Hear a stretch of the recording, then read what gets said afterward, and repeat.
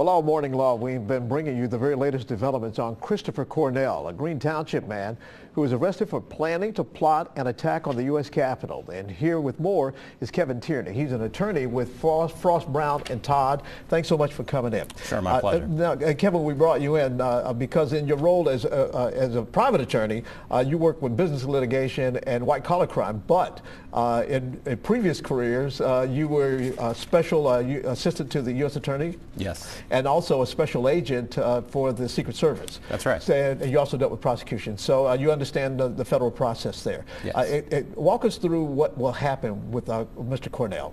So coming up on Friday, he'll have a detention hearing. And what that is a hearing to make a decision about whether or not he'll be detained pending trial in this case.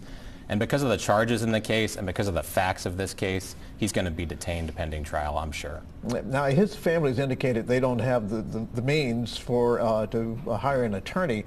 Will he be afforded the same kinds of opportunities as you see in like a state court, an attorney appointed for him? Yes. And in the Southern District of Ohio, we have an outstanding federal public defender's office. And so my guess is he'll be represented by an assistant federal public defender. Now, after arraignment, what happens then? So he'll have his detention hearing on Friday. The case will be continued for a preliminary hearing, but I expect that he'll be indicted in between his detention hearing and the preliminary hearing.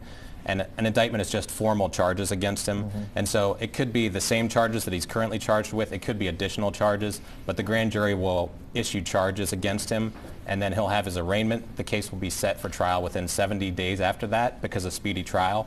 But the case likely would get continued out further than that just because of the complexity of the issues involved with it and the facts that the defense attorneys are going to have to get into and explore in this case. Will he be kept in the area because he was arrested here?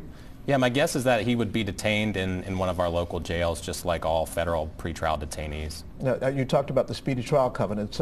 Everybody has a right to a speedy trial, but it sounds as if these processes generally take a long time to complete. Right. Under the speedy trial statute, an individual has to be charged or tried within 70 days of the indictment, but typically that does not happen. And so at the request of the defendant, many times the case gets continued out for up to a year or more. Now, you've spent considerable time in looking at federal cases and that sort of thing. I have to ask the question, when you look at this, you have a 20-year-old from Green Township, a West Side guy, who's caught up in what is an international problem. Are you surprised by this at all? Well, I mean, it's definitely unusual for Cincinnati, but, we've got outstanding professionals in this area in terms of federal law enforcement and the prosecutors at the U.S. Attorney's Office.